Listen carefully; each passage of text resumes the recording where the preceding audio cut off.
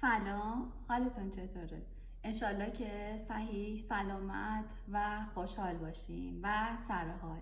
امروز در خدمتتون هستم با درست کردن غذای سیپولو با بوقلمون. البته سیپولو یکی از غذاهای باز اصیل کرمانشاهیه که با مرغ میشه درست کرد، با ماهیچه، با زبان، با بوقلمون، حتی با تن ماهی خورد و حتی خالی با کشمیش و خرما خورد.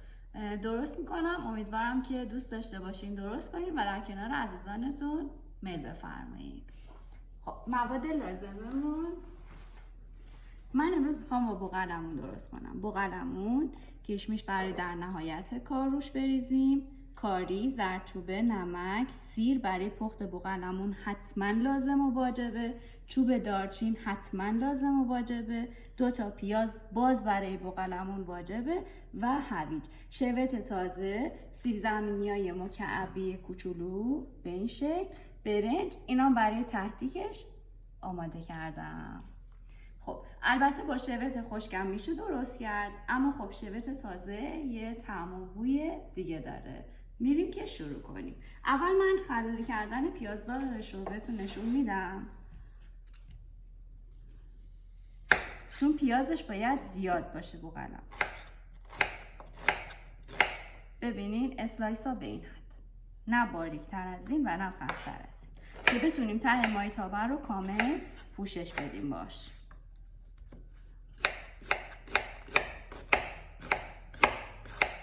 خب من خورد میکنم، بعد در خدمتتون هستم که وقتتون رو نگیرم. خب داخل مایتابه هم روغن میریزم.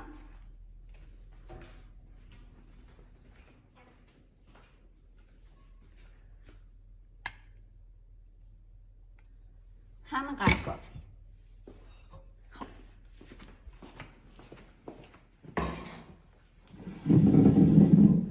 پیازا رو به این شکل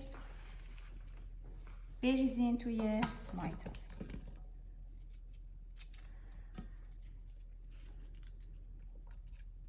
بوقلمون یه چاشنیایی لازم داره که هم خوشمزه بکنه، هم بافتش رو ترد بکنه، هم بوی خاصی نده.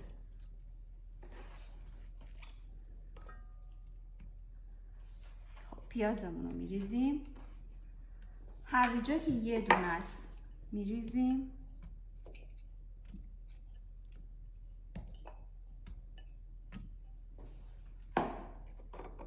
و 2 تا سیر تازه میریم روی گاز.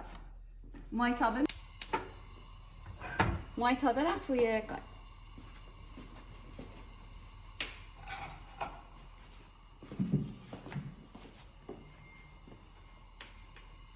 یه تفت میدیم که پیازا شیشه‌ای بشه. منتظر میمونیم برای شیشه‌ای شدن پیازا.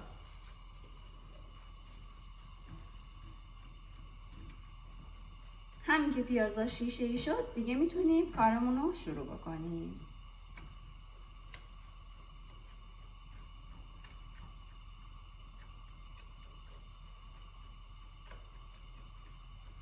خب تا پیازا شیشه‌ای میشه من یه سری کار دیگر انجام میدم و خدمتتون میرسم.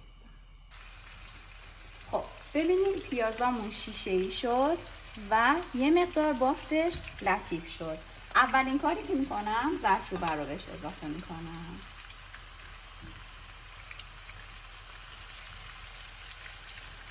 دومین کار پودر کاریمو اضافه میکنم. نمک طبق معمول خیلی کم. البته این ذائقه خانواده ماست، شما میتونین هر چقدر که دوست دارین نمک اضافه کنین، اما خب توصیه میکنم نه.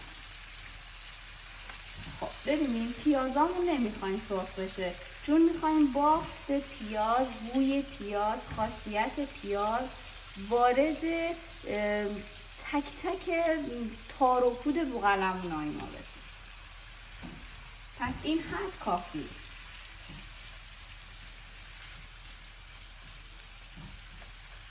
فقط خواهش میکنم هیچ کدوم از اینا رو حذف نکنید. چون توی طعم بوقلمونتون حتما تاثیر میذاره. ممکنه بوش رو دوست نداشته باشین، طعمش رو دوست نداشته باشین، اما با این ساختار میشکنه اون طعم و بویی رو که خیلی ها ممکنه دوست نداشته باشین. خب من تقریبا اینا رو تفت میدم.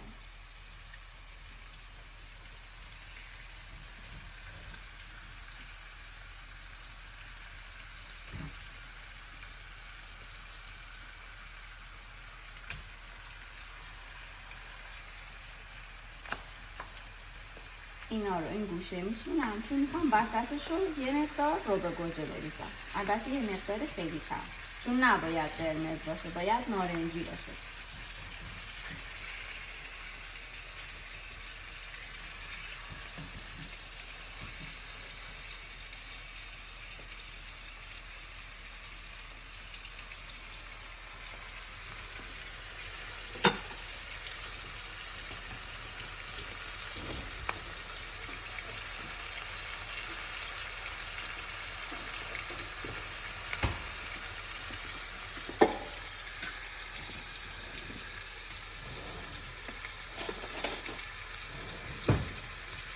رو به گوجه رو به اندازه اینقدر، چون گفتم نمیخوام قرمز بشه، وسطش بریز.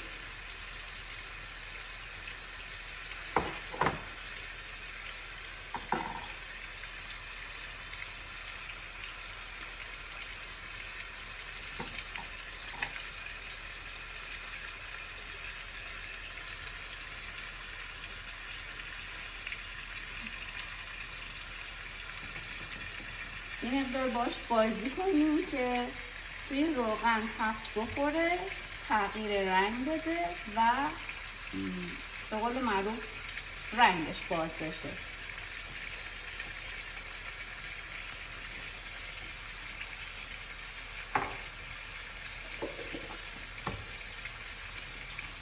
این حد من الان برای تفت دادن لایه زیرین بوقلمون کافیه، چون مواد از زیر به خورد قسمت زیرین رفته. نگاه کنید این انبر بوقلمون ها من به اندازه همون و دوباره تفت میدم، بعد آب بهش اضافه میکنم.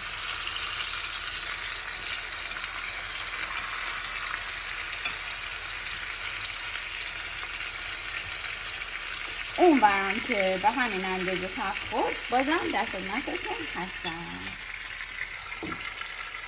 فقط یه توضیح کوچولو خدمت شما بدم. من به این دلیل بوقلمون رو انتخاب کردم چون خیلی ها طعم مرغ رو دوست ندارن. از یه طرف دیگه گوشت قرمز به هر دلیلی چهل که رد میشه دیگه یه مقدار مشکل ایجاد میشه دیگه، توی فشار خون مشکلات دیگه. عموما به محض اینکه آزمایش خون رو میدی دکتر نگاه میکنه، بلافاصله اولین چیزی که بهت میگه قطع کردن گوشت قرمز. اما این خاصیت گوشت قرمز رو داره، اما ضرر گوشت قرمز رو نداره.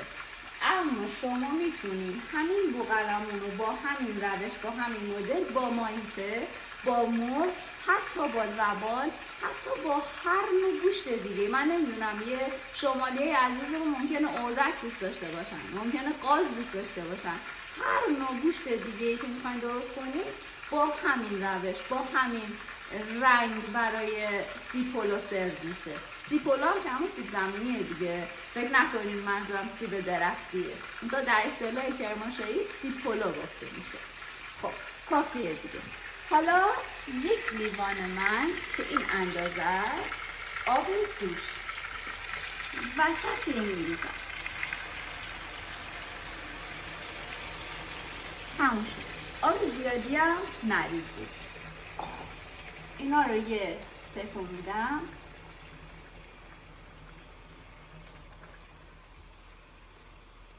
گاهی هم میدونم که همتون میایین به غذا سر میکشین، پس زمانی که اومدین سر کشیدین زحمت بکشین، از این موادتون روی غذاتون بریزین، روی به قول معروف قطعات گوشتتون.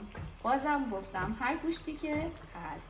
خب بوقلمون عموما پختش 2 ساعت طول میکشه، البته با حرارت ملایم. پس میریم تا 2 ساعت دیگه. حرارتش هم کم میکنه. این حرارت کافیه برای 2 ساعت. من توی این فاصله میرم شبتامو خورد میکنم، دوباره در خدمتتون هستم. خب خواستم یه مقدار از شبتایی که خورد میکنم و سایز ایدئالش رو باز بهتون نشون بدم، البته نزدیک که وقتتون رو بگیرم.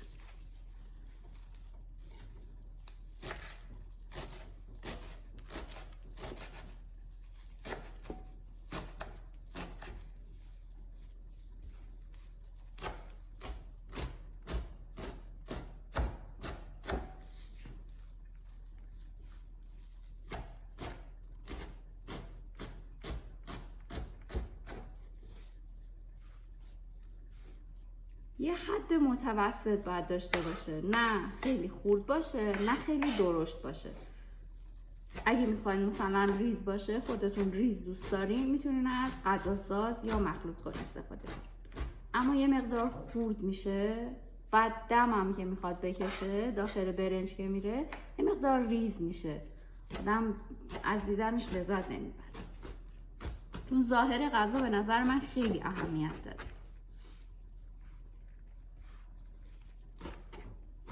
بازم گفتم میتونین از شبت خشکم استفاده کنید.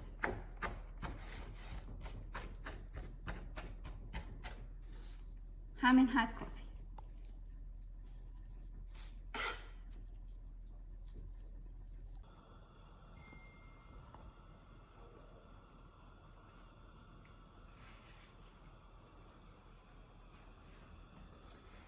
خب 2 ساعتمون گذشته تقریبا. این از شرایط بوقلمون. آب برنجمونم جوش اومده که بهتون بگم برنج و سیب زمینی رو کی بریزیم. تو آبمون اول نمک رو میریزیم، بعد برنج رو میریزیم،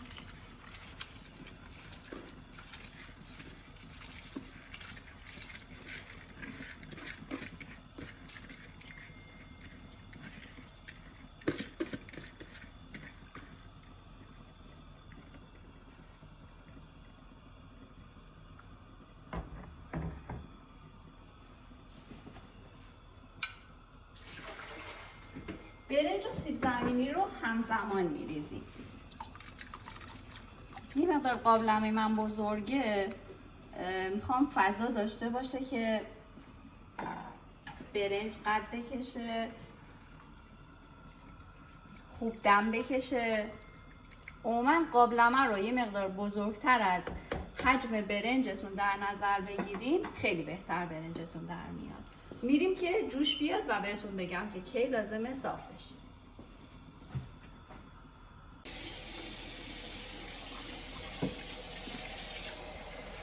خب برنجمون رو صاف کردیم، به همون حدی که میخواستیم رسید برای صاف کردن. یعنی نه خام و نه یه جای دم داشته باشه. یه بارم آب من برنجم رو با نمک پیس نمی کنم. لحظه ای که میخوام صاف کنم نمک میکنم به شور نشه. اینقدر آب،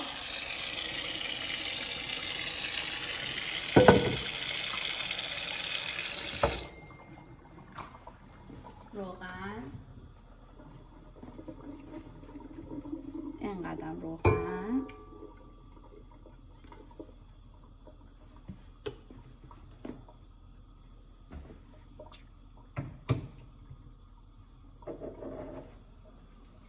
پودر زعفران رو میپاشم کف قابلمه.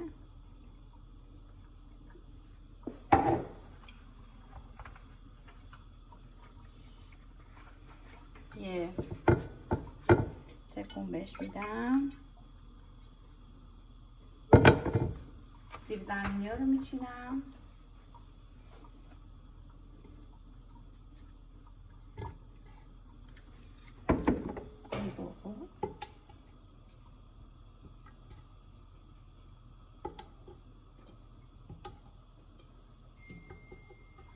کافیه، چون که خودش سیب زمینی داره داخلش. با برنج وقتی که میره خیلی خوب میشه.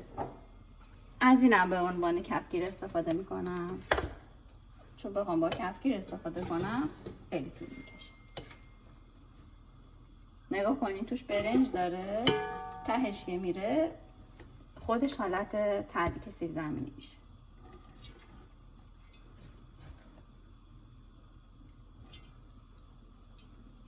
خب حالا شیبت تازه رو میریزم.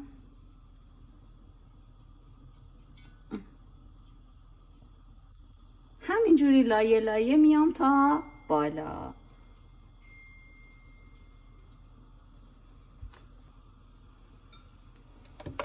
خب رسیدیم به لایه آخر. بعد قسمت تدیکم بهتون گفتم که توش برنج داره تدیک میشه. نه، منظورم این بود که سیب زمینی داره، سیب زمینی قاطی، اون یکی سیب زمینی میشه برشته و خوشمزه میشه.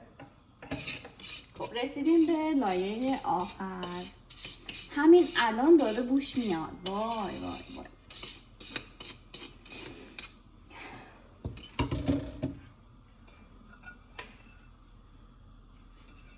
کاش آدم نمیخواست رژیم بگیره، کاش آدم مثلا، کاش زمان قاجار بود.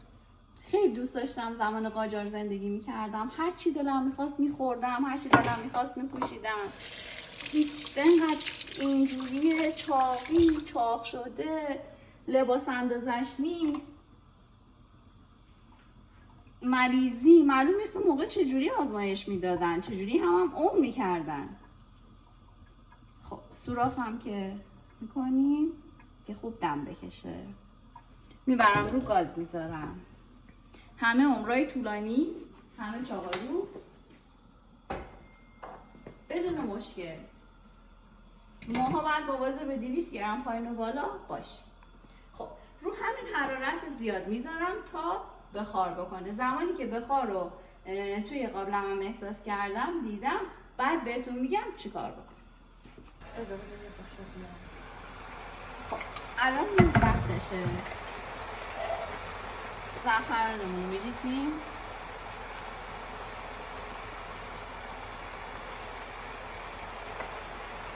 از همه مهمتر روغن حیوانی که خیلی خوشمزه‌اش میکنه. در قسمت‌های مختلفش بذار.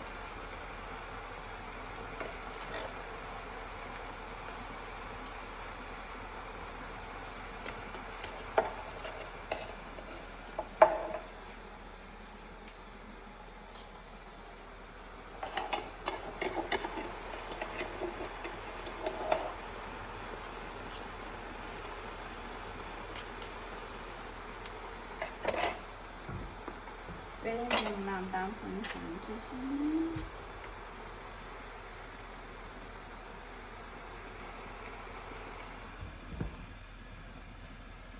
میریم برای 45 دقیقه با حرارت کم.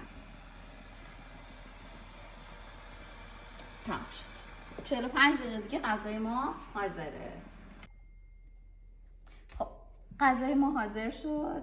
این از برنجمون. ببین چقدر دونه دونه است. دونه دونه و نرم. یه دونه سیب زمینی هم افتاد.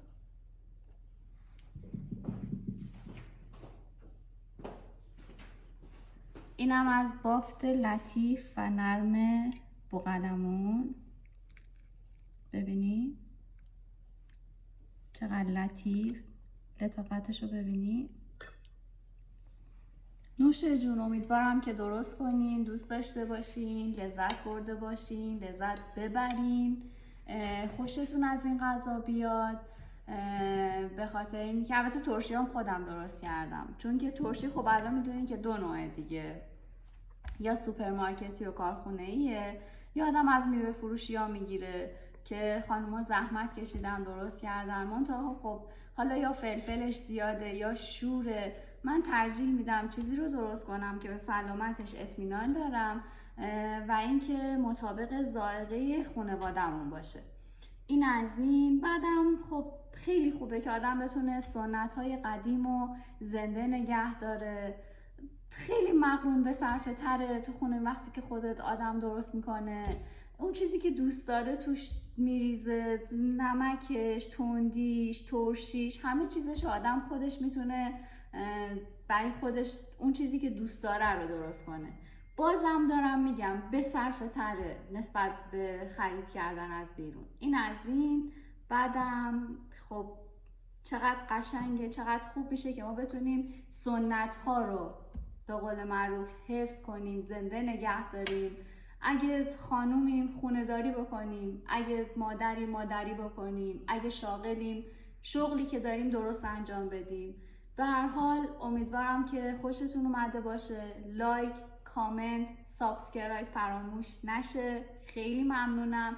و اینکه اگه انتقادی دارین، پیشنهادی دارین، غذای خاصی رو دوست دارین، برام بنویسین که من درست کنم و خیلی خوشحال میشم. اصلا از انتقاد، اصلا از هر چیزی که احساس کنم مطابق، یعنی شما احساس کنین مطابق میل من نیست، من ناراحت نمیشم، بلکه لذت میبرم و در اصلاح ویدیوها ولاگای من تاثیر بسیار مثبتی داره. خدا نگهدارتون. همه رو به خدای بزرگ میسپارم. امیدوارم سلامت و خوشحال باشین.